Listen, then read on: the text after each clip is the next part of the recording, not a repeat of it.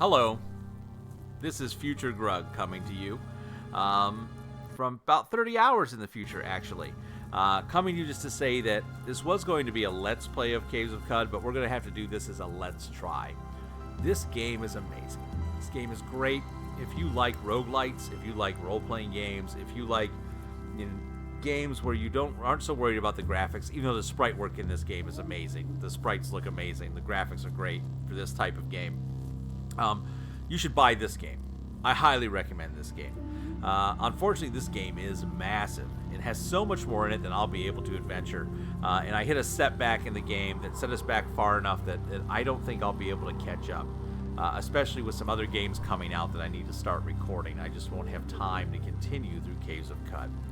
So I recommend that you can watch this, check out the kind of beginning of an adventure, kind of see what the game is like.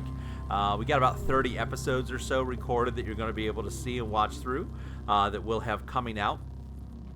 But unfortunately, this game is so massive that I've decided I need to cut it where I've got it and move on to some other things. We've done this before with some bigger games, things like some of the other Monster Hunters, where those have just had so much content, there was no way I was going to be able to record all of them without being a dedicated Monster Hunter streamer or something like that. So we're going to cut it here at the end of this series. Again, I'm going to list it as a Let's Play on the channel, but it's more of a Let's Try. I just wanted to set some expectations with you as the audience, and hope you enjoy it. And again, if you like these kind of games, you should buy this game. Without further ado, here is Past Me to introduce Caves of Qud. Hello, and welcome to Grug Gaming, and welcome to a new Let's Play. Well, maybe a Let's Try. I'm not sure what we're going to call this. This is Caves of Qud, which is a game which came out and very much has that Dwarf Fortress adventure mode, net hack kind of roguelike type feel to it. I've seen some cool things about it, so I wanted to try it out. It takes place in a world that is like a post-apocalyptic future. There are mutants and cyborgs and other cool sci-fi things. There are water is the currency. There's talking mushrooms. You name it. There's all kinds of crazy stuff from what I understand. So we're going to play this game, and we're going to see how we do. My understanding of this game is it's one where you can die a lot, you make a new character each time, etc. So we're going to try it out. We're going to go to New Game. The only adjustments I've made are some audio adjustments and some adjustments for the resolution. That's really all I've done, so I'm just kind of jumping in here first time ever. If our audio has any issues by episode 2, I'll get this adjusted some more. I think I have them adjusted enough so that you can hear me over the background music of the game. But we should be all set. Let's do the tutorial. Let's learn how to play. Welcome to the Caves of Qud tutorial. We'll just be scratching the surface here, learning enough of the basics to help you get your footing. In Caves of Qud, you play as a mutated human or a true kid. For the tutorial, we're picking mutated human. So mutated human, you have mutations, moderate starting attributes, and minus 600 reputation with the Putus Templar. Okay. Character creation is a deep and sometimes long process. We included some preset builds to help you get started. After this tutorial, you can try another build or make a character from scratch. The recommended way, once you get your footing. For now, pick the Marsh Tar. Marsh Tower. Charge-based melee fighter, ability to freeze enemies, highly maneuverable, and is the most survivable starting build. Here's a summary of your attributes and mutations, which grant your character unique abilities. We have a strength of 22, an agility of 18, a toughness of 18, intelligence 14, willpower 16, ego 16. So it looks like we're tough, agile, and strong, and maybe our mental skills aren't as good. We're a marauder, mutated human, humanoid. Mutations, freezing ray, multiple legs. Oh, we're a centaur. Okay. Look at that. You can see on the... We got 4 legs. We're a centaur. Obviously. We're amphibious, rank D. I'm guessing probably, I'm going to guess just based on what I'm seeing that maybe it's A through D or A through F, and A is probably the best, so we can swim a little bit but not very good. And we can teleport. That's handy. You can name your character or choose next for a random name. Let's call this guy... This is... Grug 1. If we're gonna die a bunch, let's just name him Grug 1. Submit.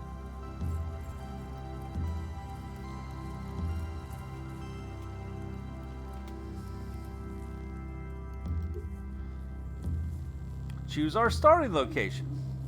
You arrive at the outskirts of Qud. Let's just leave that the way it is. Creating world. You embark for the Caves of Qud. On the 30th of Kizu, you scuttle down a dark shaft at the edge of a sunken trade path and arrive at a caravanserai. It's powdered in salt and dust from across the ribbon of time. This is really cool looking. I really like the way this art style looks. That's really cool. Message log. Salt marsh 1 stratum. Salt marsh. We are 1 stratum deep, and we are in the harvest dawn. So are we in... I'm assuming then we are inside a cave. I don't know nothing about this game, but I'm assuming that we're inside a giant cave because we're at stratum 1. So we're 1 level down. And then here's our kind of message. This is the main gameplay stage. At the top of the screen are your attributes, hit points, and experience points. On the right are action buttons, minimap, and message log. At the bottom is your ability hotbar. Let's explore this cave you found ourselves in. Looks like there's a chest over at the end of the room. Probably that. Let's walk over to it. You can click the square you want to move or use the arrow keys or numpad. With arrow keys, you can press shift plus arrow key to move diagonally, or I could probably click. So I can move diagonally this way. I can go 1 space at a time.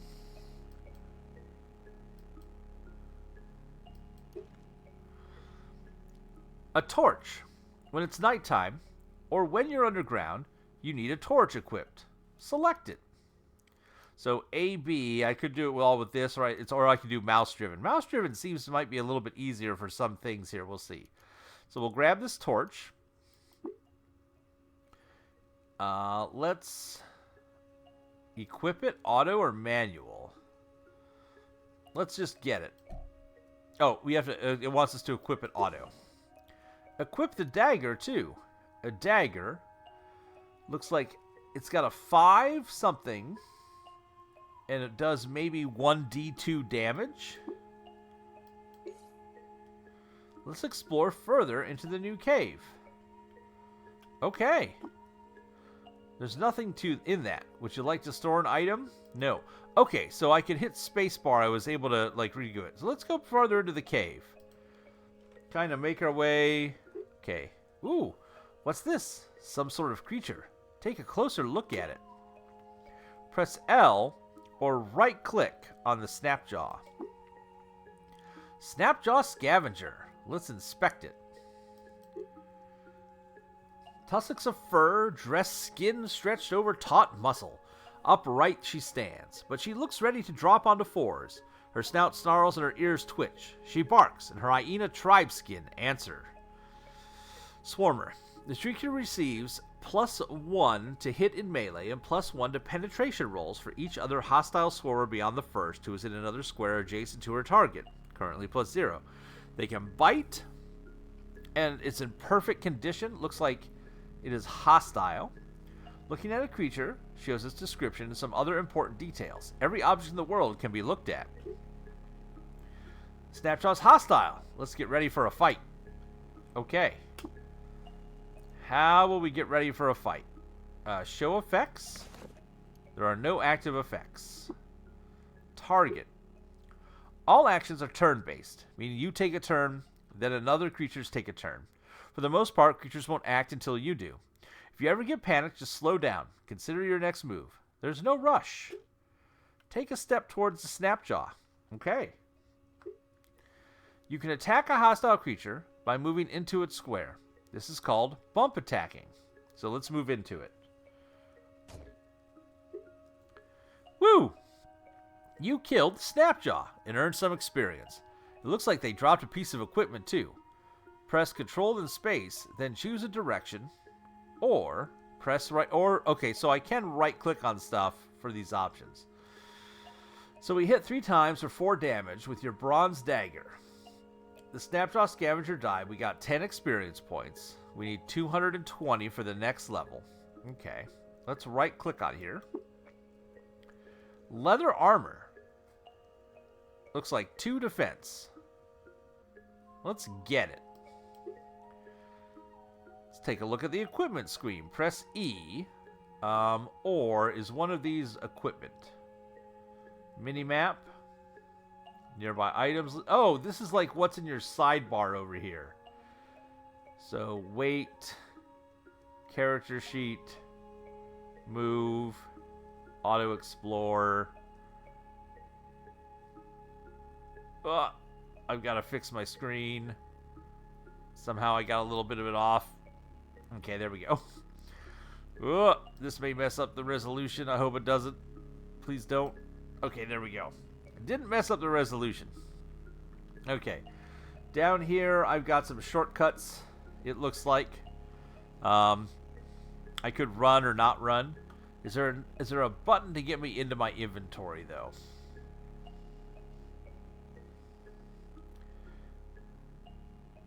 System menu. No, okay. So just E for equipment. Got it. This is probably the character sheet. This is your equipment inventory screen. Equipped items on the left and inventory on the right. So we've got our torch. Cool. Offhand attack chance. We've got our knife right here.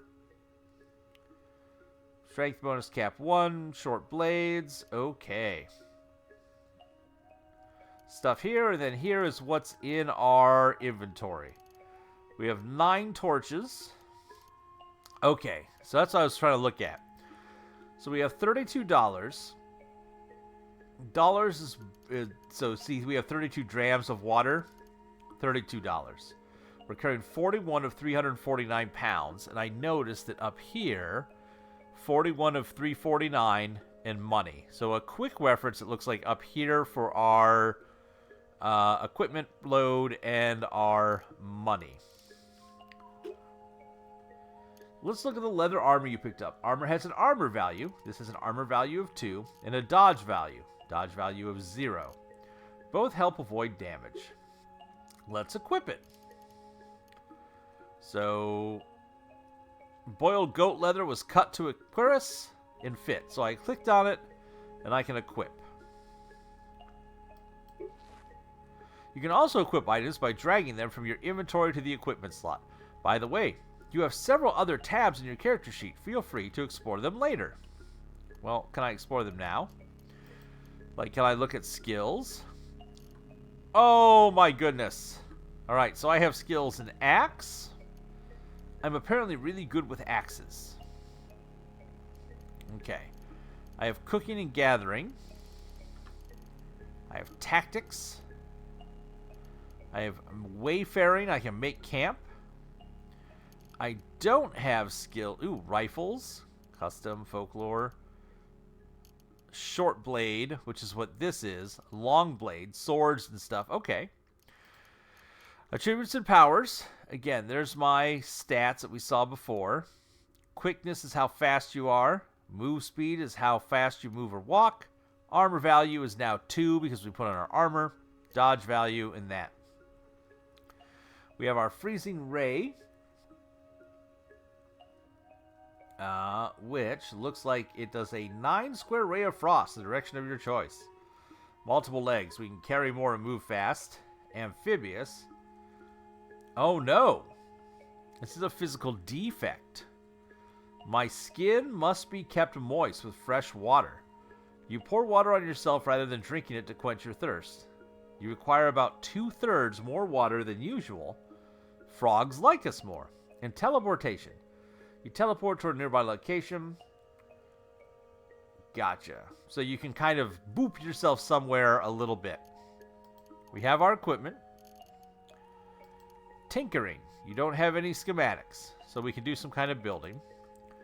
We've got our journal, where we can have entries for locations, gossip, and lore. We arrived at the salt marsh 1 stratum deep. This is our story. Okay. Quests. We don't have any quests. Reputation. Antelopes don't care about you, but aggressive ones will attack you. So, it looks like we've got... So, just for a quick reference, red means bad. This means 0. I'm going to bet you green probably means people like us, like frogs. Green. There we go. Frogs like you. Or dogs like us. So, okay. So you can learn... Oh, there's a lot of type of stuff. Look at all this. Look at all these races. The villagers of 1,000 water barons.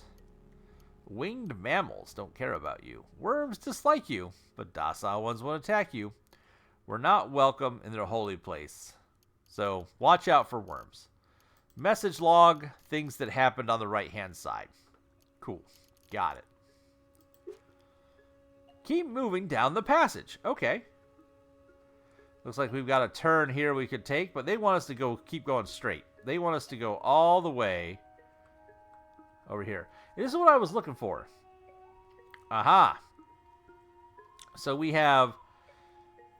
passed by a set of bones. So there are some bones here. Let's get the bones. Sure, why not? What was back here, by the way? Some trash. Some trash. What's in this?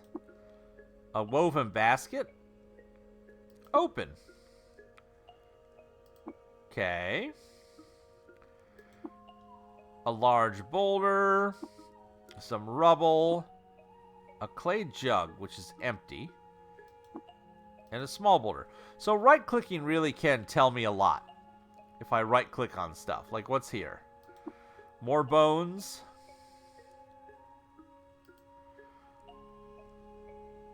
Tissue was mineralized while it grew and then snapped off the tree of living things to become an artifact of life. Let's get the bones. I can always drop them. I'm assuming. Oh, another creature. Let's look at it more closely. When you come across something new, it's always a good idea to inspect it. This is a bear.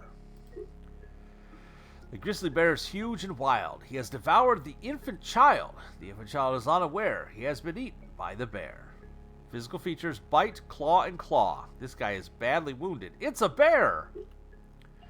This bear is wounded, but it's tough. This will be a harder fight. Let's target him. You can wait a turn for the bear to approach. That way, it won't be in range to attack you when it takes its turn. Press number 5 or shift space or up on your character to pass a turn. So pass a turn. Then I can bump attack the bear. Oh no. We missed. The bear missed me with his bite. This time you hit, but you failed to penetrate the bear's armor. Then the bear hit you and did penetrate your armor. You took 4 damage. We didn't penetrate with a bronze dagger. We took 4 damage. Let's try using an ability. Look at your ability bar. Let's start sprinting. You can click the button or hit the hotkey. Sprinting doubles your move speed, but ends if you make an attack. Let's sprint back down the corridor to put some distance between us and the bear. Every character has sprint, but most of your abilities are determined by traits, like your mutations. You have Freezing Ray, so you can shoot frost out of your hands. Select it. Freezing Ray. Here's our kind of line of sight. Okay. So you can see where it's getting blocked, and it can shoot up that angle, so that looks good.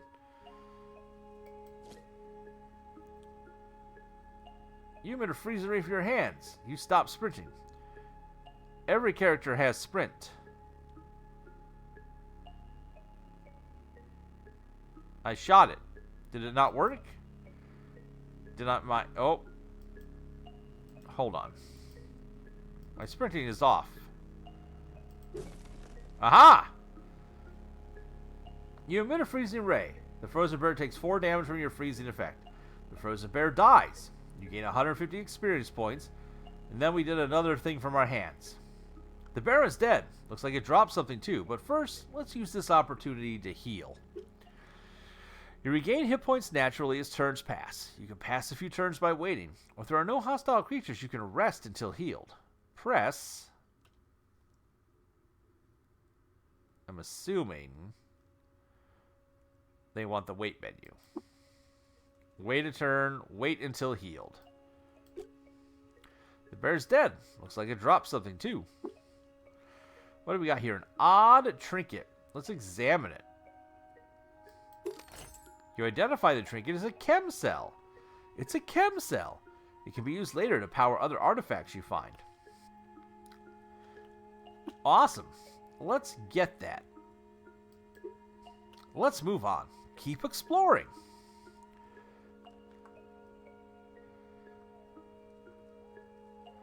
So is this the bear's cave? So we've just got more bones. Bones, bones, bones. Anything over here? Nope, just a dead end. Okay.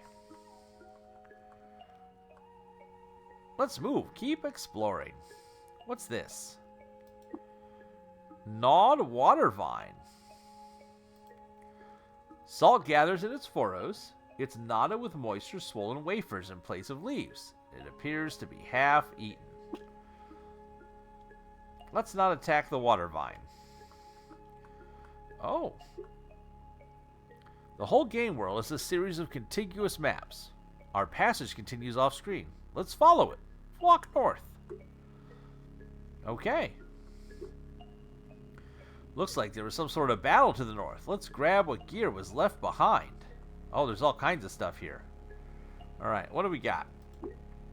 We have an axe. Let's get that. Take a look at the equipment screen. There's our axe. Tooltip. The battle axe has better... Oh, penetration 5 versus 6. Or 6 versus 5. Okay. Gotcha. The battle axe has better penetration and deals more damage than your dagger. Let's equip it. There we go. That makes sense. And we have the axe skill. So that makes sense too. Sometimes squares have multiple items. To see everything in a space, press Control or Control-click. Aha. Whoever this was, they had some books. All books can be read in-game. Books with white titles are generated, usually contain nonsense. The nonsense can occasionally be useful. Books with gold titles are more valuable. They are handwritten by in-world beings and contain interesting takes on the world. So we've got aphorisms about birds. Let's read this. Birds can't eat rice that wasn't planted. Okay. Reread. Oh, reared on the wisdom of our fairy tales, we're accustomed to feeling pity for the man who's transformed into a frog or finch. But seldom is it that we spare a thought for the artless beast who's transformed into a man, and upon whom fate has surely played a much crueler trick. If asked who's responsible for your misfortunes, blame birds. They neither care, nor can they muster much of a defense. Let no fear in your heart grow so immense as the fear for large birds. Birds ruin festivals and lift sieges. Old Uri squinted and then nodded at the Glow Crow's suggestion for a game of backgammon. The boy started. But Yuri, how can you dice with these vermin after one pecked out your eye? Yuri shrugged. Can't blame the crow.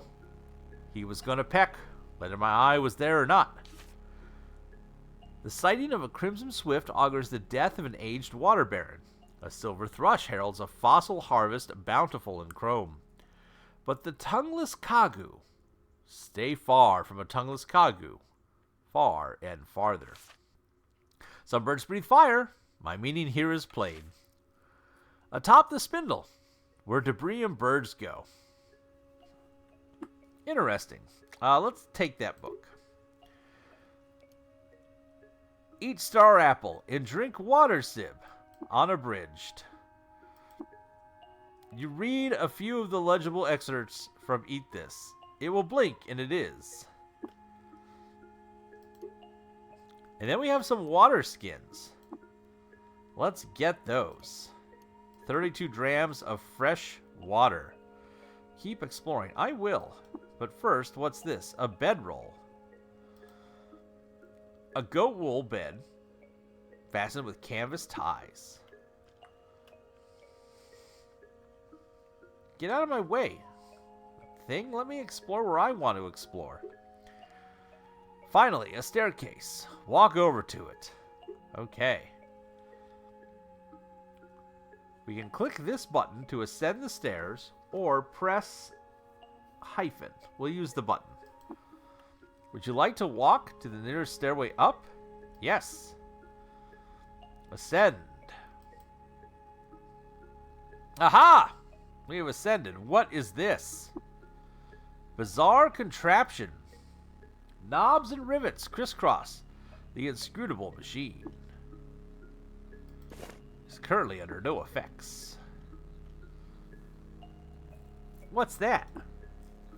Clockwork beetle. And pariah to its people. Shining black elytra flitter on the back of a goat-sized bug. There is sharp, persistent ticking emanating outward. It's also a swarmer. It's currently neutral to us and of average condition. We're on the surface now. We can walk the whole world this way, or we can access the world map to fast travel. But first, you just became hungry. You need to eat. Let's make camp. How about next to that beetle over there? Okay. Let's make camp. Select direction. Ah, okay, next to us. Use the campfire. The fire breathes its warmth on your bones. Let's whip up a meal. Rummaging over your surroundings, you find these ingredients. A blade of grass, a glow pad's right leaf, and some dogthorn. You toss them in a pot and stir. You eat the meal. It tastes good. We are now sated and wet. Let's not be rude. Talk to the beetle. Press space or left click on him. Clockwork beetle. Not much of a talker, but that's not true for everyone. As long as the creature isn't hostile, you can try to chat with them. Let's see what the beetle has for trade. So it clicks at us. Sharp clicking. Let's trade. The beetle's inventory is on the left. Your inventory is on the right. The beetle has some witchwood bark. That's useful. It heals you when you eat it. Let's trade for it. Select an action. Add to trade. How many? Oh, cancel. I did wrong thing. We want the witchwood bark.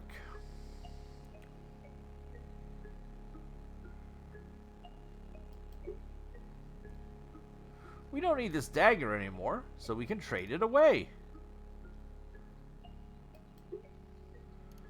So,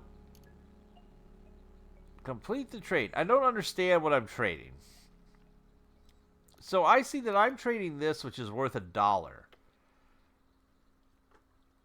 And I'm seeing that he is trading this, which is worth 34. You'll have to pony up 33 drams of fresh water to even up the trade. Agreed? The trade is uneven, so we'll have to pony up some money. In the salt-stippled ecosystem of Qud, fresh water is currency.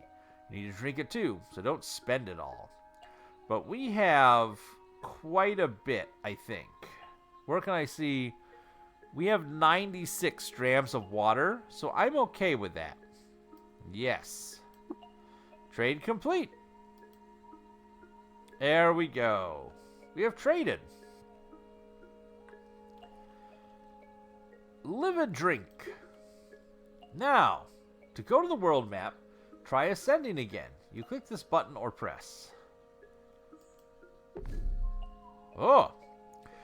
Look around here, just like on a local map. Press L. Where are we on the map? Salt marsh.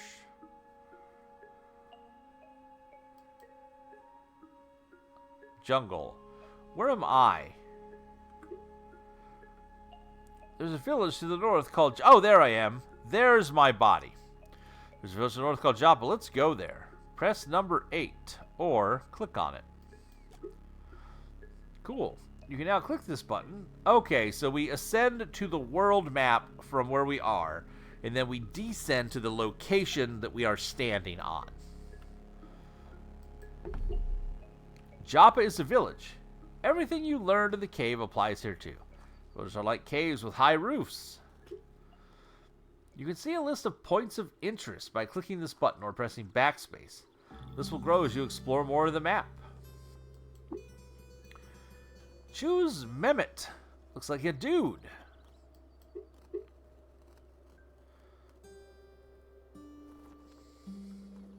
Quetzal. That's all for the tutorial. We just scratched the very tip of the surface. Quest secrets, leveling up, physics, reputation, limbs. We leave that for you to discover. You're ready to continue the journey on your own, but don't hesitate to play this tutorial again if you need a refresher. Live and drink. Well, curses, here we are. So what happened here? The water vine farmer and mechanimist convert yells, "The beauty! My stomach is in stirs. You pass by a water vine." So here's this guy. This is Mehmet. He's a wind-carved man with a posture of a vine reaper. His spine is bent to point the bright turquoise of his eyes at the tilting angle. His hips are pushed odd forward with the slumping ease of a stance much more relaxed than his. If it weren't for the salt of his brow and the scarred knuckles, he would seem a marble sod perched under a crumbling tomb. He's loved by the village of Joppa. Winged mammals don't like him. He's disliked by apes for selling a map of their vaults. He's got a hat, some sandals. He's in perfect condition. I like it. Let's talk. Ah, Waterhand, I live and drink, traveler. I'm called Grug1. Maybe Grug1 was not a great choice.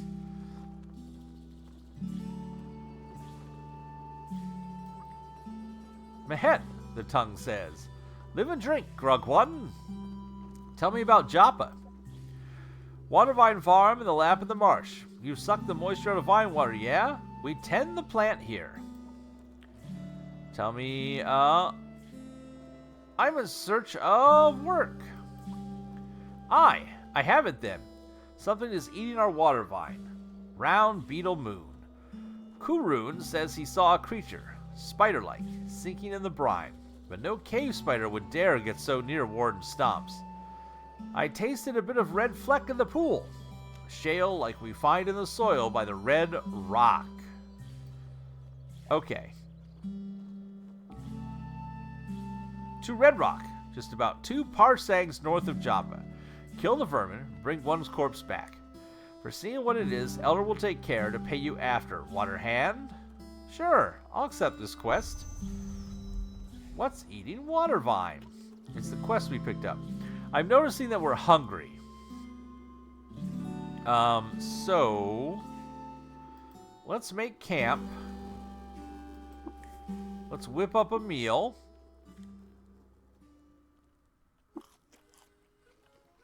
We're now sated again.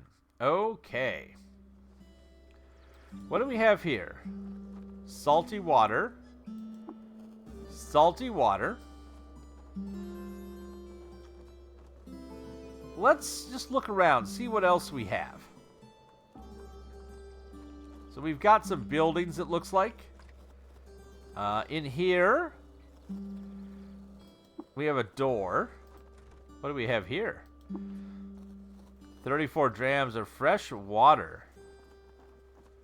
Okay, somebody's water. A chest. Let's not steal from people's houses yet. We have a painting and some stuff. Some guy's hammock and a chest. This dude is like a centaur-looking guy. Warden Yamre. Mehmet has bade me travel to Red Rock. Who are you? Called Yame, Warden of Joppa. I kill trouble, don't be trouble. What is a warden? Nigh every settlement Qud keeps a warden. We snuff threats to the peace. I've been told to travel to Red Rock. Up north, ain't far. See them baboons? You put one's light out for me. Okay, so he doesn't like the baboons. Apparently. Who's this guy in red? Why'd you move out of my way? Elder Erudud. Live a drink. Come in. Come sit neath the cool shade. Cross a pillow there.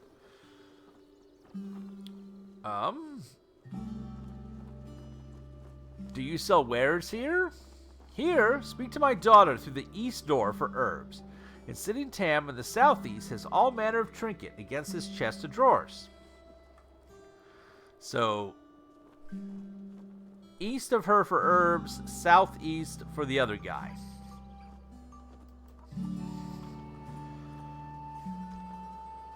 So that's over here, I'm guessing. Don't let nostrums run dry on the road. I have what you need. What do you offer? Witchwood for pain, bandages for bleeding, yuckweed and honey for when your guts act up, cow caps for when I find them. Where are you from? I grew up right here in Joppa, daughter of the elder and all. Spent some years delving, but gave it up after a few near escapes and nearly deadly wounds. I'm better suited to herbalism, and my father worries less. Will you be in charge after your father dies? Fates for Fen. I would hardly like to lead a village and run a shop at the same time. Fair enough. Let's trade. So she's got this, a sap mask. A folded triangle pouch of burlap was impregnated with vinewood sap to absorb noxious vapor. Vine wafer. A little nub of cork swells with moisture. It was watered over hot weeks by a splayed frond, vested with inhuman patience, who sucked one mote of rain from 100-mile wind. No idea. This is the yuckweed stem. We have some bandages. And some witchwood bark. Heals and confuses when eaten. Okay. Food. I feel like we should buy some bandages.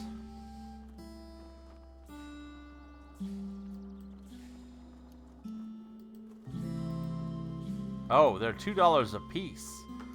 Will you take these bones? Can I just give this to you?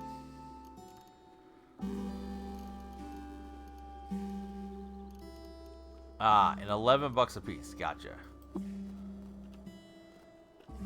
All right. Let's not buy anything from her. We haven't got a lot of money. Some guy to the southeast, though, was supposed to have a bunch of stuff. Was that this guy's house right here? No.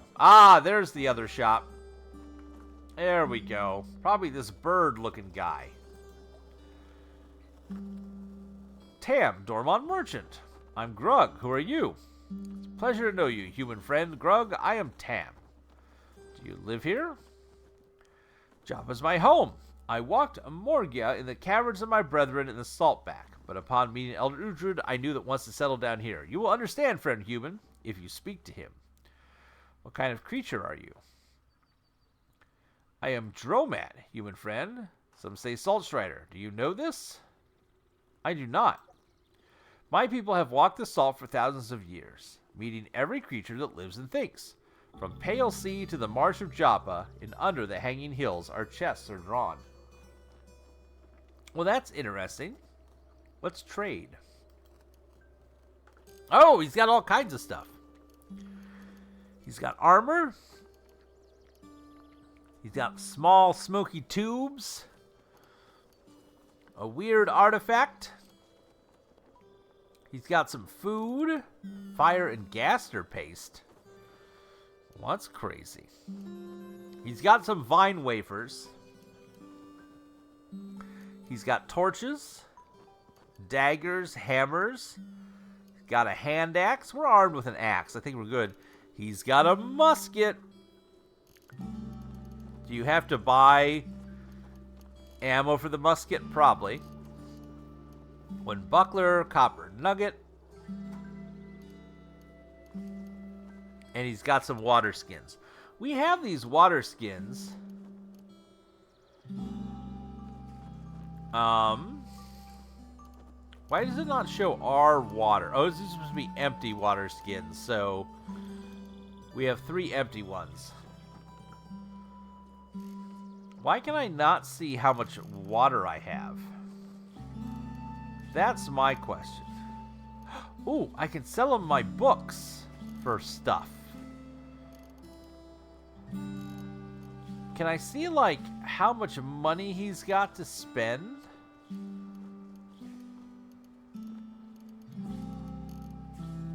Like, if I say, have this book.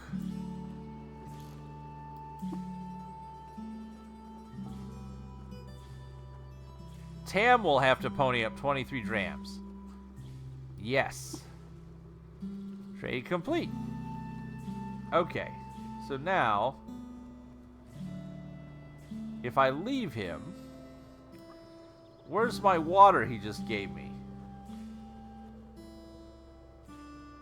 Did he not give me any? Oh, 83. It updated.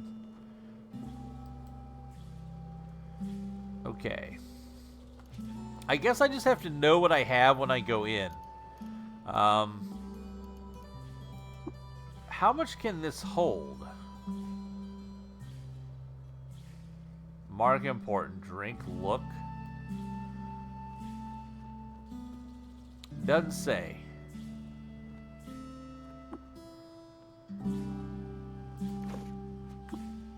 But that gave us that. You know,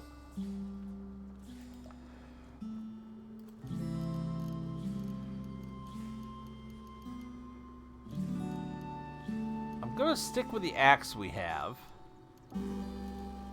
We could get a buckler. We could get a buckler.